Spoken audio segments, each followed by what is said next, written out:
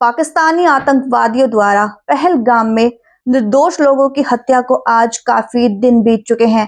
पूरे भारत में आक्रोश है और ये आक्रोश लगातार बढ़ता ही जा रहा है, क्योंकि कुछ लोग ये मानते हैं कि आदरणीय नरेंद्र मोदी जी ने अभी तक पाकिस्तान के खिलाफ कोई कड़ा एक्शन क्यों नहीं लिया है। दूसरा, विश्व के अधिकतर देशों में मुसलमानों को अपमानित भी किया जा रहा है। इन सब के पीछे का कारण जानने के लिए हम चर्चा करेंगे दिव्य शक्ति अखाड़े के आचार्य महामंडलेश्वर संत श्री कमल किशोर जी से। नमस्कार, मैं हूं मनीषा और मेरा आज का पहला प्रश्न ये है कि पहलगाम हमले को आज इतने दिन हो चुके हैं, लेकिन अभी तक भारत ने पाकिस्तान पर कोई हमला क्यों नहीं किया।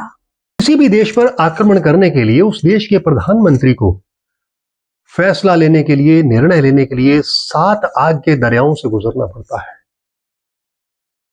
आक्रमण करेंगे किसी पर, मान लीजिए कि हमने उसके 1 रुपए का नुकसान कर दिया, तो 25 पैसे का हमारा भी तो होगा, ये तो तय है। पहलगाम पर पाकिस्तान ने हमला करवाया, आतंकियों के द्वारा करवाया, तो सीधी सी बात यह है कि आतंकियों को मारना यह भी जरूरी है, लेकिन आतंक की जड़ पर प्रहार करना भी बहुत जरूरी है। प्रधानमंत्री ने एक्शन लिया, अपने हिसाब से कूटनीतिक तरीके से पाकिस्तान को चारों तरफ से उसने घेर लिया है, भारत ने घेर लिया है चारों तरफ से। आप देखें, सिंधु जल संधि निरस्त कर दी, साइड में डाल दी। शिमला समझौता वो भी साइड में डाल दिया। एयर स्पेस जो पाकिस्तान को जाना पड़ता था दूसरे देशों के लिए, अब वो चीन के ऊपर से होकर जाता है और उसको कम से कम 2000 किलोमीटर ज्यादा चलना पड़ता है। यानी उसके हवाई जहाजों को, हवाई जहाज का पेट्रोल कहां से आएगा? महंगाई इतनी बढ़ चुकी है पाकिस्तान में कि आप कल्पना भी नहीं कर सकती। इसलिए जो भी एक्शन लिए गए हैं वो प्रधानमंत्री और उनकी कैबिनेट बड़ी सोच समझ के ले रही है। आक्रमण करना कोई मामूली बात तो नहीं है कि किसी को जाके डंडा मार दिया। गोला बारूद भी चाहिए, तोपें भी चाहिए, पेट्रोल भी चाहिए। और इस समय आक्रमण इतने दिन हो गए नहीं किया, उसकी वजह एक और भी है कि इस समय गेहूं की फसल कट रही है और वो सारा का सारा पंजाब का बॉर्डर, वहां पर किसान लोग अपनी फसल काट रहे हैं। अगर अभी लड़ाई लग गए तो एकदम से उनको हटाना पड़ेगा, सारे बॉर्डर के गांव खाली करवाने पड़ेंगे। प्रधानमंत्री ने बड़े सोच समझ के निर्णय लिया है, हर पहलू को देखना पड़ता है, इसलिए थोड़ा समय जरूर लग रहा है, लेकिन आप पाएंगे, आप देखेंगे कि प्रधानमंत्री जी की निष्ठा भारत के साथ बंधी हुई है और वो बदला लेकर रहेंगे। ऐसा बदला लिया जाएगा कि पाकिस्तान की पीढ़ी दर पीढ़ियां रोएंगी कि ये बदला लिया तो कैसा लिया गया। इस बार आतंकियों पे डायरेक्ट हमला तो है ही है, लेकिन उसके पीछे के आका आईएसआई वाले या मिलिट्री की कमांड जो पीछे है, उस पर भी प्रहार किया जाएगा। और आप देखना, थोड़े दिनों की बात है, पाकिस्तान को नेस्तनाबूद कर दिया। भारत ने पाकिस्तान से आए हुए कई आतंकियों को मार गिराया है। क्या यह आतंकवाद की समाप्ति की निशानी है? क्या इससे आतंकवाद समाप्त हो जाएगा? नहीं, आतंकियों को मारना वैसे ही है जैसे एक पेड़ की थोड़ी सी शाखाओं को काट डालना। 100 आतंकी हमने मार दिए, पाकिस्तान में तो 100 और प्रोड्यूस हो जाएंगे। वहां तो समझिए आतंकियों की फैक्ट्री है, आतंकिस्तान है, वहां से और आतंकी अंदर आ जाएंगे, भारत के अंदर प्रवेश कर लेंगे। कुछ ऐसे भी होंगे जो आत्मघाती हमला करेंगे, मरने के लिए तैयार, क्योंकि उनको शिक्षा ही यही दी जाती है कि तुम मरोगे तो सीधा 72 हूरें मिलेंगी, जन्नत में जाओगे। ऐसी शिक्षा उनको दी जाती है। 100 आतंकी मारोगे, 200 मारोगे, 500 मारोगे, लेकिन आतंक की जड़ पर प्रहार करना होगा। मैंने भी अभी कहा, आतंक की जड़ कौन? सत्ताधीश। पाकिस्तान में सत्ता किसकी है? सेना की है। सेना के हेडक्वार्टरों पे हमला करना होगा, ये जनरलों पे हमला करना होगा जो बैठे हुए हैं ना, जिनको सिर्फ सत्ता हथियानी है। तो किसके बल पे? भारत पाकिस्तान, कश्मीर का राग, यही अलापते रहना है और लोगों के मुंह में उन्होंने मीठी गोली, पत्थर की गोली दे दी है कि पाकिस्तानियों तुम चूसते रहो और भारतवर्ष पे वो हमला करते रहो। संत जी, ये शिमला समझौता क्या है? शिमला समझौता 1972 में 1971 के युद्ध के बाद हमारी प्रधानमंत्री श्रीमती इंदिरा गांधी और जुल्फिकार अली भुट्टो के बीच हुआ था। समझौते में क्या है कि दोनों देश यूनाइटेड नेशंस के चार्टर को मानेंगे, पहली बात। दूसरी बात कि कोई भी आपस में झगड़ा होगा तो दोनों देश आपस में बैठ के, उनके प्रतिनिधि बैठ के आपस में उस झगड़े को सुलझाएंगे, किसी तीसरे पक्ष को नहीं बीच में लाएंगे। सेना के जवान अगर एक दूसरे के पकड़े जाते हैं तो उनको संधि के अनुसार वापस कर देंगे, छोड़ देंगे। ये शिमला समझौता इस तरह का समझौता था, और अब शिमला समझौता टूट जाए तो पाकिस्तान को सबसे ज्यादा नुकसान होगा, क्योंकि जब भारत हमला करेगा तो इस बार तो कोई आवश्यकता है नहीं उसके प्रिजनर्स को वापस करने की, एक दूसरे पे हमला नहीं करेंगे, ये भी उस समझौते में लिखा है। लेकिन पाकिस्तान को हर रोज सीज फायर को तोड़ देता, उल्लंघन कर देता है, वहां से गोलियां चलती हैं हमारी चौकियों पर। तो रोज का जो उल्लंघन हो रहा है सीज फायर का, समझौता टूट जाना ही अच्छा। सिंधु नदी वाला जल समझौता आखिर है क्या? सिंधु जल नदी समझौता, सिंधु जल संधि नदियों के जल के वितरण के लिए भारत और पाकिस्तान के बीच हुई एक संधि है। इस संधि में दो लोग कौन थे? जवाहरलाल नेहरू और साथ ही साथ पाकिस्तान के राष्ट्रपति अयूब खान। 6 नदियां, 3 पाकिस्तान को चली गई और 3 भारतवर्ष को दे दी गई। तो पूर्वी नदियां ब्यास, रावी और सतलुज का नियंत्रण भारत को दे दिया, और पश्चिमी नदियां सिंधु, चिनाब और झेलम, ये दे दिया पाकिस्तान को, नियंत्रण दे दिया। लेकिन ध्यान रहे कि सिंधु नदी का पानी 80% दे दिया किसको? पाकिस्तान का, कि पाकिस्तान के लोगों को, किसानों को भूखों ना मरना पड़े, उनकी सिंचाई होती रहे। ये जवाहरलाल नेहरू ने समझौता किया। संधि के अनुसार उसका उपयोग सिंचाई के लिए, परिवहन के लिए, बिजली उत्पादन के लिए यह होना है। लेकिन जब वो समझौते को मानते ही नहीं है, पाकिस्तानी लोग, पाकिस्तान के हुक्मरान नहीं मानते हैं, तो विवादास्पद तो हो ही गया। भारत ने उसका पानी रोक दिया। अभी एकदम से तो पानी नहीं रोक सकते, धीरे धीरे धीरे उसको टनल्स में, नहरों में निकाल के पानी रोक दिया जाएगा, तो वहां पर सूखा आ जाएगा। यह भारत का उसके ऊपर एक एहसान था, पंडित जवाहरलाल नेहरू का एक एहसान था। पंडित कहना भी गलत है, जवाहरलाल नेहरू तो बोलिए, एक एहसान था उनके ऊपर कि चलिए आप अलग हुए हैं हमसे, आपको हम ये संधि के साथ देते हैं, पानी दे देंगे, पानी दे देंगे। लेकिन उन्होंने पानी लेकर भी, यहां का खाकर भी हमारे ऊपर ही हमला। तो सीधी सी बात है कि नदियों का आधार भारत में है, भारत में है। तो युद्ध की स्थिति में अब पाकिस्तान को सूखे और अकाल का सामना करना पड़ेगा। विश्व युद्ध की शुरुआत क्या भारत पाकिस्तान युद्ध से होगी? आप एक धार्मिक गुरु भी हैं और ज्योतिष भी हैं, आपने कई ग्रंथों को भी पढ़ा है, तो ऐसे में भविष्यवाणी क्या कहती है कि आने वाले समय में क्या होगा? क्या भारत विश्व गुरु बनेगा? हाँ, भारत अवश्य विश्व गुरु बनेगा। कई देशों का भूगोल बदल जाएगा, लड़ाइयां लगेंगी। श्री गुरु गोविंद सिंह जी ने भी लिखा है, ईस मूस सब समाप्त हो जाएंगे, यानी ईसा को मानने वाले, मूसा को मानने वाले मुसलमान। अंत आने वाला है, प्रलय आने वाली है। 2026 से लेकर 2042 तक का समय एक ऐसा समय है कि प्रलय का समय है। आपस में ही युद्ध होंगे, किसके? मुसलमान कंट्रीज के, मुसलमान देशों के आपस में युद्ध होंगे, ईसाइयों के युद्ध होंगे, सत्ता के लिए, धर्म के लिए, अपने धर्म के प्रचार के लिए। आप आने वाले समय में और देखिएगा कि नास्ट्रेडमस की भविष्यवाणियां, या आप और संतों की भविष्यवाणियों को भी देख लें। ईसाइयों में भी लिखा है कि 112वां पोप, तो 112वें पोप की तो डेथ हो गई अभी। आप देखेंगे कि आने वाले समय में यही उन्होंने लिखा है कि प्रलय का समय यही है। ब्रह्मा कुमारीज के प्रजापिता ब्रह्मा दादा लेखराज जी ने भी जब साक्षात्कार देखा सृष्टि के विनाश का, तो उन्होंने भी यही बात कही कि अब सृष्टि का विनाश होने वाला है। हम संगम युग में हैं, यानी कलयुग से सतयुग में जाने वाले हैं। संगम युग पे है इस समय, विनाश होना ही होना है। भूकंप आएंगे, जल प्रलय होगी, बांध टूट जाएंगे। जल प्रलय होगी, जब भूकंप आएगा तो बांध टूटेगा ना। जल प्रलय होगी, बांध टूटेंगे, पृथ्वी फटेगी, ऊपर से आग बरसेगी। आग कहां से बरसेगी? यानी बॉम्ब चलेंगे, न्यूक्लियर बॉम्ब चलेंगे, पृथ्वी पर विनाश होगा ही होगा।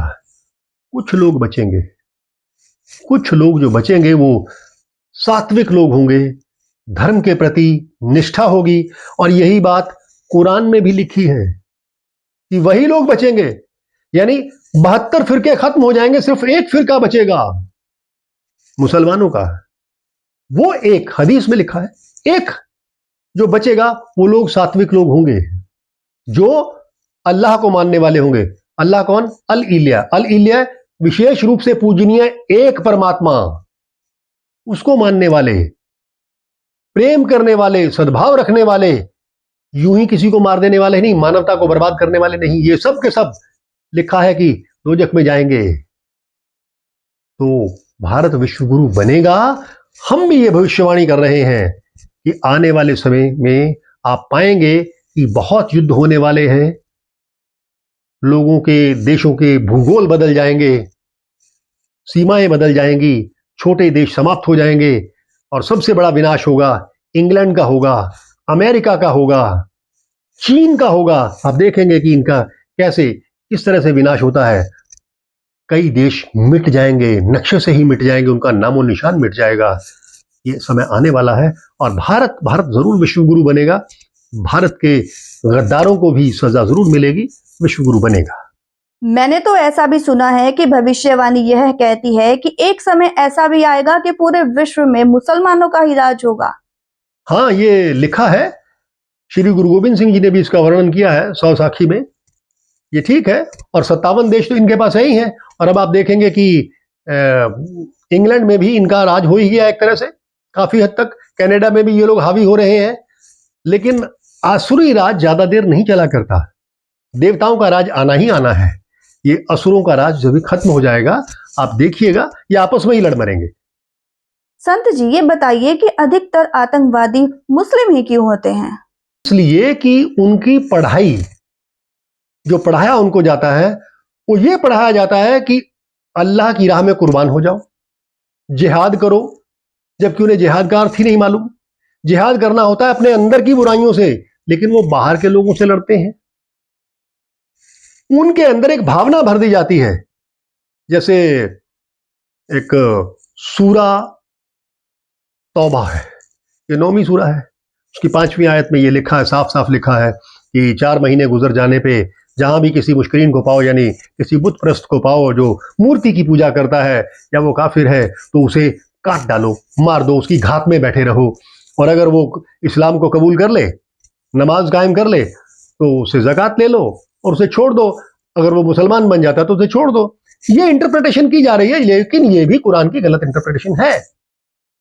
लेकिन ये उनके दिमाग में भर दिया गया है कि तुम्हें 72 हूरें मिलेंगी, तुम्हें जन्नत मिलेगी, अल्लाह तुम्हारा बिल्कुल ख्याल रखेगा, वहां पे कोई चिंता नहीं, कोई फिक्र नहीं, ना कमाने की फिक्र, स्वर्ग जैसा अनुभव मिलेगा वहां पे। तो इसलिए मुसलमानों के दिमाग में यह भर दिया जाता है, बचपन से ही उनको काटना सिखाया जाता है, जैसे गाय काटना, बकरा काटना। खून देखते हैं, उनको खून से कोई घबराहट नहीं होती है। इसलिए मुसलमान जो है वो आतंकी बन जाता है। और आप देखें कि भारतवर्षी नहीं, पूरे विश्व के जितने भी आतंकवादी मिलते हैं आपको, वो 99% मुसलमान ही होते हैं। ये मैं नहीं कह रहा हूं, ये पूरा विश्व कह रहा है, पूरे विश्व के देश कह रहे हैं। संत जी, ऐसे कौन से देश हैं जिसमें मुस्लिमों को बैन किया गया है और उन्हें यह हुक्म भी दिया गया है कि आप हमारे देश को छोड़कर चले जाइए? विश्व के 10 देश तो ऐसे हैं कि जहां पर कुरान को पढ़ना सार्वजनिक रूप से या मुस्लिम धर्म का प्रचार प्रसार करना अपराध माना गया है, संज्ञेय अपराध माना गया है। कई देशों में तो आजीवन कारावास की सजा है। कड़ी से कड़ी, सख्त से सख्त सजा वहां दी जाती है अगर कोई कुरान का प्रचार करता हुआ पाया जाता है। और वो देश कौन से हैं? उन्नत देश हैं। जापान, चीन, उत्तर कोरिया, क्यूबा, रूस, श्रीलंका, तुर्कमेनिस्तान, एरिट्रिया और फ्रांस। अब आप देखें कि ये सारे के सारे देश कुरान को बैन करके रखे हुए हैं कि कोई भी बाहर कुरान नहीं पढ़ेगा, मुस्लिम धर्म का प्रचार नहीं करेगा। और यूरोप के 16 देश, उन्होंने यहां तक कह दिया है कि हमारे देश से मुसलमान बाहर चले जाएं। स्वीडन के लोग कहते हैं जाओ, एक भी मुसलमान हमें नहीं चाहिए। जो पहले आ चुके, जो वहां की नागरिकता ले चुके, उनको भी $34,000 वो दे रहे हैं कि तुम हमारे देश से निकल जाओ, आतंक फैलाते हो। स्वीडन, क्रोएशिया, नीदरलैंड, ऑस्ट्रिया, चेक Republic, Denmark, Germany, France, Greece, Italy, Malta, Slovakia, Switzerland, Norway, Luxembourg, ये सारे के सारे देश। और अब तो इंग्लैंड भी पीड़ित हो गया है। इंग्लैंड वालों ने भी कहा है कि हमारा देश छोड़ो। ऑस्ट्रेलिया वाले कह रहे हैं हमारा देश छोड़ो। पोलैंड वाले कह रहे हैं हमारा देश छोड़ो। ये सारा का सारा मुस्लिमों के खिलाफ चल रहा है और इन देशों में भी इनको बाहर भगाया जा रहा, अपने देश से निकाला जा रहा है, क्योंकि मुसलमान कट्टर हैं और आतंकिस्तान की फैक्ट्रियां हैं। पूरे विश्व में 98% से भी अधिक जो भी आतंकवादी पाया जाता है वो मुस्लिम ही क्यों होता है? इसका मतलब इनकी शिक्षा कहीं ना कहीं, शिक्षा में कहीं ना कहीं कोई ना कोई गलती जरूर है। मानवता को प्रमुखता देनी चाहिए जो ये नहीं दे पाते। अभी मैं आपको हाल की बात बताता हूं। अभी रिसेंटली ये पाकिस्तान के आर्मी चीफ मिस्टर मुनीर का एक बयान आया था। उन्होंने कहा, वीडियो में बोल रहे हैं कि हिंदू और मुस्लिम कभी भी इकट्ठे नहीं रह सकते। दोनों की आइडियोलॉजी अलग है, दोनों के धर्म अलग हैं, दोनों के रिचुअल्स अलग हैं, दोनों की कल्चर अलग है। दोनों एक देश में तो रह ही नहीं सकते। जब एक देश में नहीं रह सकते तो फिर भारतवर्ष में जब बंटवारा हुआ था 1947 में, तो धर्म के आधार पर बंटवारा हुआ था। वहां सारे के सारे कहा था कि पाकिस्तान में मुस्लिम चले जाओ और यहां हिंदू आ जाए, वापस पाकिस्तान से भी लौट के आ जाए। लेकिन हिंदुस्तान में तो मुसलमान रह गए ना। हिंदू थे वहां पर उस समय पाकिस्तान में 28%, और अब कितने रह गए हैं? 1% से भी कम। वहां के सारे मंदिर ढा दिए गए हैं, हिंगलाज माता के मंदिर। और आप देखें तो कितने ही मंदिर वहां पे नेस्तनाबूद कर दिए गए हैं, वहां पे ढाबे चला दिए गए हैं, वहां पे शराब मिलती है। ये क्या है? दूसरे के धर्म पे हमला। ये नहीं चलेगा, ये नहीं चलेगा। तो दूसरे देशों में अगर ये सारा एक चल पड़ा है, आंदोलन चल पड़ा है कि मुसलमानों को बाहर निकालो, तो मुसलमानों को ये सोचना चाहिए, मुसलमान के आलिमों को ये सोचना चाहिए, उस धर्म सत्ता के ऊपर बैठे हुए विद्वानों को ये सोचना चाहिए कि ऐसा क्यों हो रहा है, कहीं हम गलत दिशा में तो नहीं जा रहे। और अगर वो गलत दिशा में जा रहे हैं तो उन्हें इस बात को ठीक करना चाहिए, अपने आप को ठीक करना चाहिए।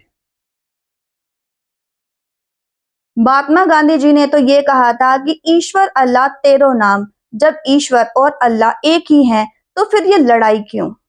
महात्मा गांधी ने तो पूरी जनता को मूर्ख बना दिया। कैसे? ईश्वर अल्लाह तेरो नाम।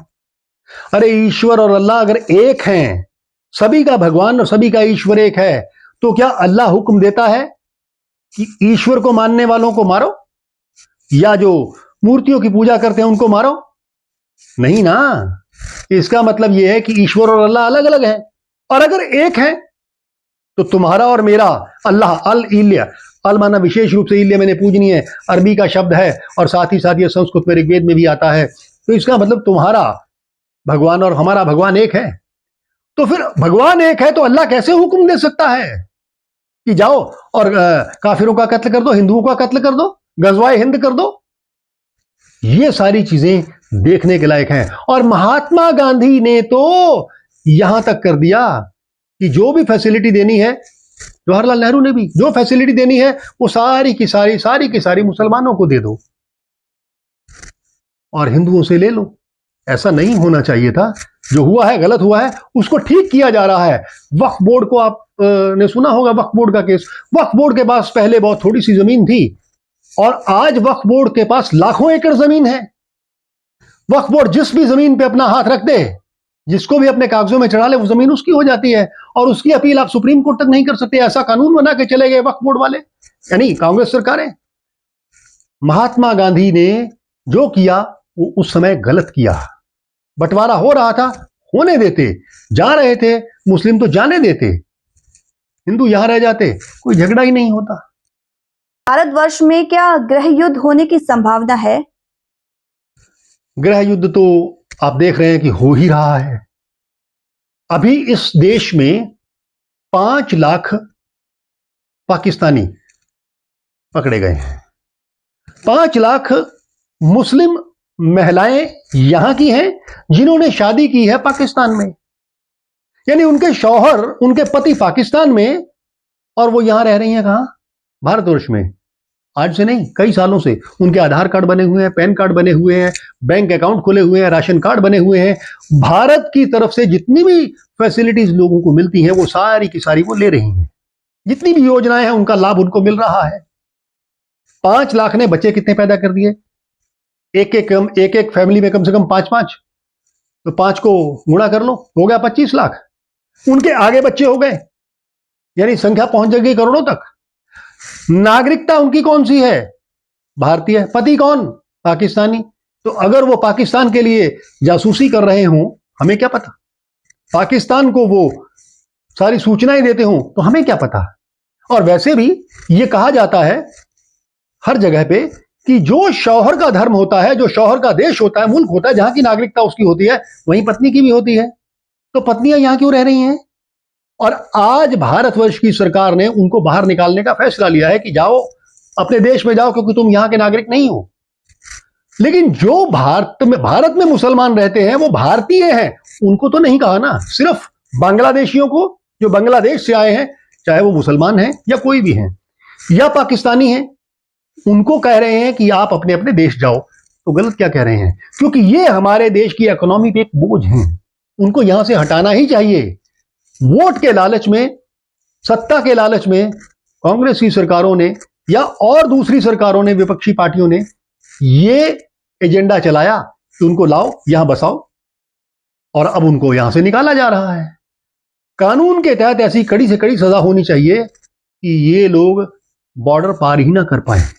और उसके लिए सबसे पहले नैतिकता की आवश्यकता है और नैतिकता का पाठ पढ़ाना बहुत जरूरी है। संत जी, ये बताइए कि बांग्लादेशी भारत में आकर बस कैसे जाते हैं? बांग्लादेशी यहां पर आकर इसलिए बस जाते हैं क्योंकि हमारे देश में भारतवर्ष के गद्दार छिपे हुए हैं। ये उनके आधार कार्ड बनाने में, पैन कार्ड बनाने में और दूसरे डॉक्यूमेंट बनाने में मदद करते हैं। और आपने देखा होगा कि 6500 बांग्लादेशी अभी अभी पकड़ा गया है। गुजरात में पूरी की पूरी बस्ती साफ कर दी गई है, दिल्ली में पूरी की पूरी बस्ती साफ कर दी गई है, रेलवे लाइन के बगल में पूरा का पूरा इन्होंने एक तरह से पूरी कॉलोनी, पूरा शहर तक बसा दिया, उसको मिटा दिया गया है। ऐसे लोग देश की सुरक्षा के लिए खतरा है। बांग्लादेशियों को यहां से हटाना ही चाहिए क्योंकि वो इस देश की आर्थिक व्यवस्था पर एक बोझ हैं। यहां की सुविधाएं लेते हैं, गुण गाते हैं बांग्लादेश का, गुण गाते हैं पाकिस्तान का। लेकिन अब मोदी जी का राज्य है, ये ध्यान रहे। मोदी जी देखते इधर हैं, वार इधर करते हैं, पता भी नहीं चलता कि वार कहां से करते हैं। और पाकिस्तान की हालत तो इस समय ये है कि जैसे 2 पहलवान आपस में लड़ पड़े, एक पहलवान नीचे है और एक पहलवान ऊपर है। ऊपर वाला दमादम मुक्के मार रहा है और नीचे वाला पहलवान चिल्ला रहा है, एक बार उठने दे मैं तुझे देख लूंगा, एक बार उठने दे मैं तुझे देख लूंगा। ये पाकिस्तान की हालत है। नीचे वाला पहलवान मार भी खा रहा है, चिल्ला भी रहा है, इस समय भुखमरी के कगार पर है। और इस समय जो हालत है पाकिस्तान की, वो आप कल्पना भी नहीं कर सकते। पाकिस्तान में जो महंगाई हो गई है इस समय, महंगाई इस समय चरम सीमा पे छू रही। मैं आपको रिसेंट एक बात बताता हूं पाकिस्तान की। पाकिस्तान में आपको रेट मालूम क्या है आज के?